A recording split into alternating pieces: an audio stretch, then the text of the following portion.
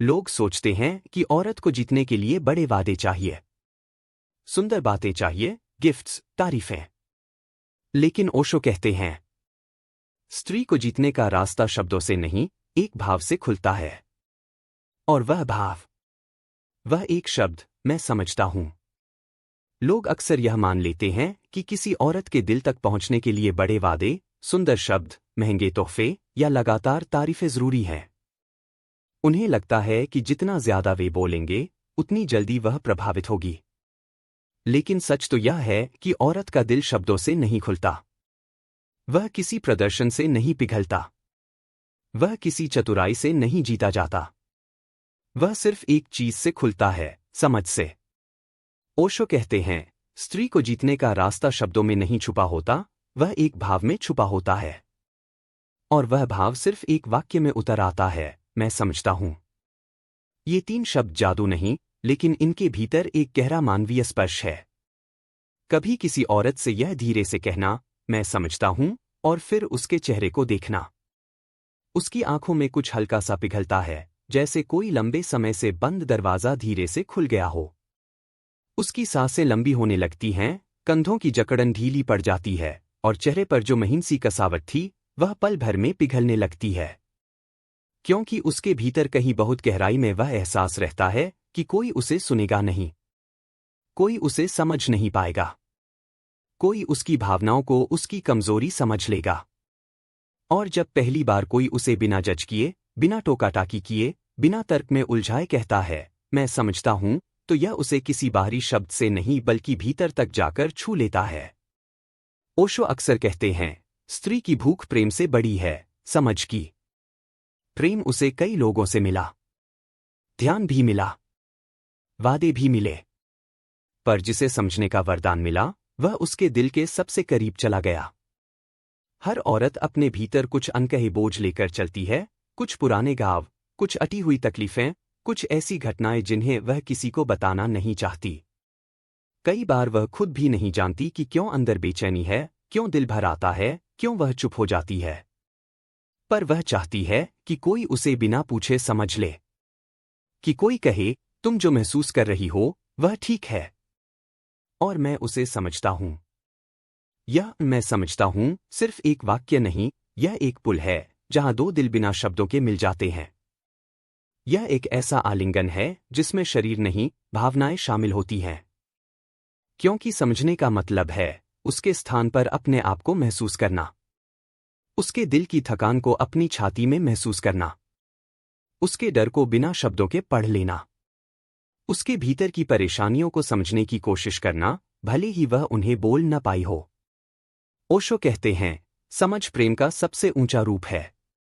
क्योंकि प्रेम कभी कभी धोखा दे सकता है, आकर्षण कभी कभी मिट सकता है, पर जो व्यक्ति समझता है, वह हमेशा लौटता है, हमेशा सुनता है, हमेशा उपस्थिति में रहता है। जब एक मर्द किसी औरत से कहता है, मैं समझता हूं, तो वह उसे बदलने की कोशिश नहीं करता। वह उसे ठीक करने नहीं आता।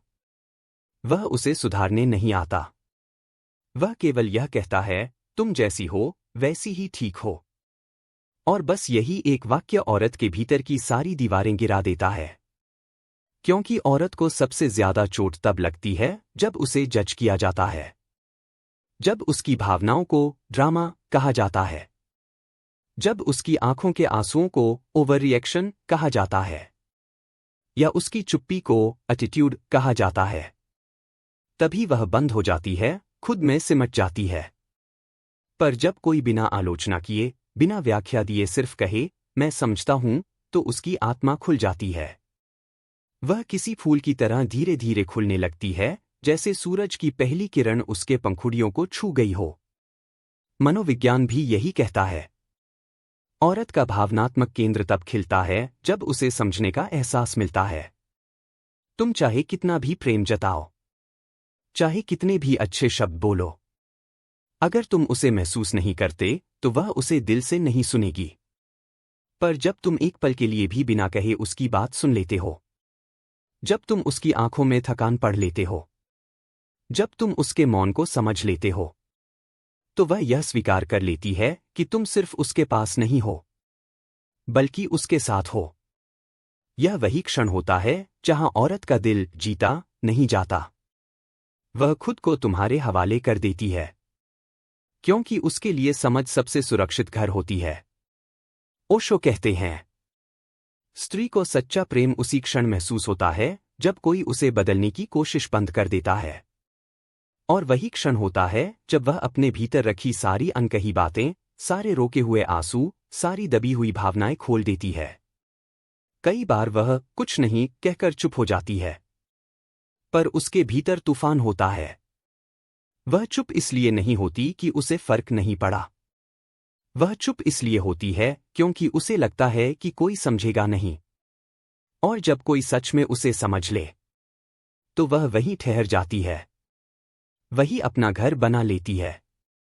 ओशो कहते हैं, जहां समझ है वहां प्रेम अपने आप जन्म लेता है। औरत को जीतने के लिए शब्दों की ताकत नहीं चाहिए, उसकी आत्मा को पढ़ने की क्षमता चाहिए। वो तुम्हारे शब्द नहीं, तुम्हारे मौन में महसूस करती है कि तुम उसे समझते हो। और जब वह यह महसूस कर लेती है कि उसकी आत्मा देखी गई है, तो वह लौटती है, धीरे से, बिना किसी कारण, क्योंकि उसके भीतर एक नई शांति उतर आती है। इसलिए अगली बार जब कोई औरत उदास हो, कुछ न कहो, बस उसके पास बैठो और बहुत धीरे से कहो, मैं समझता हूं। वो तुम्हारे वाक्य नहीं सुनेगी, वो तुम्हारी ऊर्जा सुनेगी।